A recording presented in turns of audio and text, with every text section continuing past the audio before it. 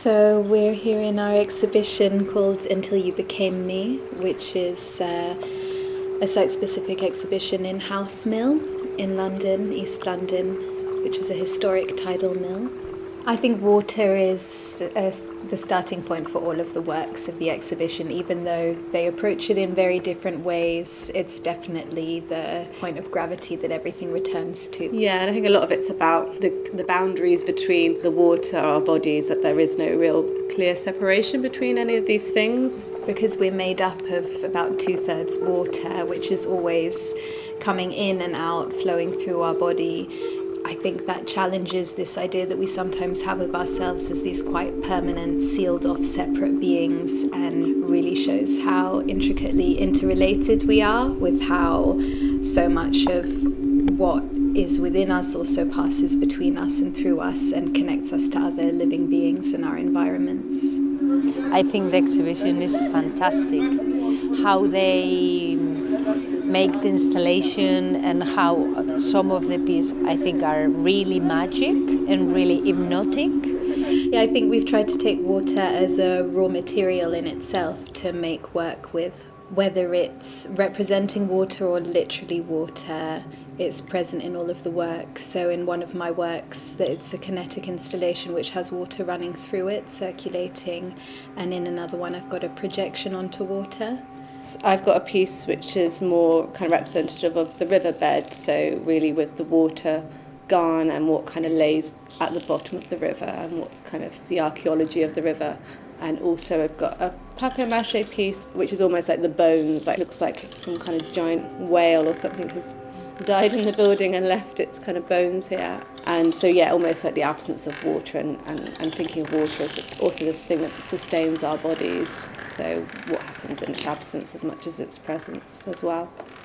Karen had discovered this mill because she lives on a boat, which is sometimes moored quite nearby. It's a tidal mill, so you've got the river literally runs through the belly of this building. The water gets trapped and then it's released to kind of release this energy.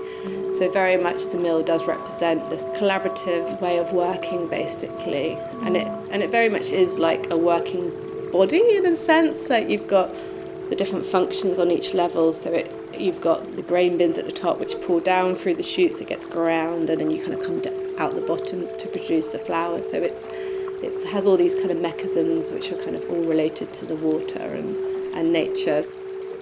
Before coming here to Bow, we had an exhibition at St Mary's Mill, which is near Stroud in Gloucestershire.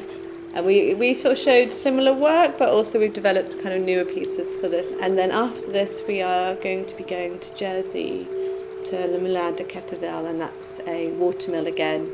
I think both of us are very interested in audiences' experiences, and partly why we work with it more with installation is that we want people to feel engrossed in that the work is part of the space and embodied within it. It's definitely something that speaks about something which is universal to us. Yeah. So hopefully it does have a kind of sense of connection for people. I really enjoyed it. First of all, I love the location. I think it's amazing. Found it very physical and evocative.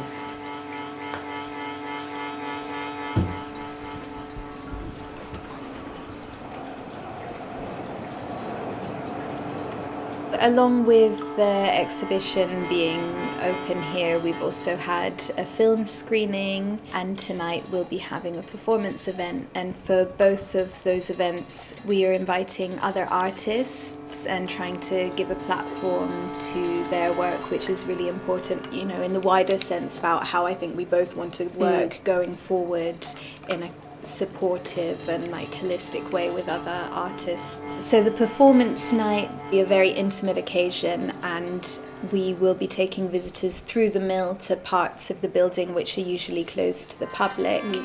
As well as the two of us performing, we've got two other artists who we've invited who have both created beautiful new site-specific works for the evening. Everything made a lot of sense. Everything came together really well. It was nice to have kind of like a tour of the mill. and kind of go through the different sections. It was nice to also have the variance in the performances, some involving music, some more quiet.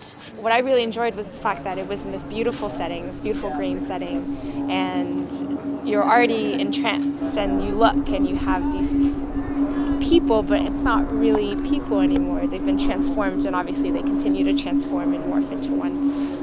So I thought that was really elegant, really beautiful. There's been a tidal mill in this location for at least 1,000 years. It's mentioned in the Doomsday Book, so it just speaks of how integral that relationship with that flow of water, the tides, and the energy, the way we power things is to human life.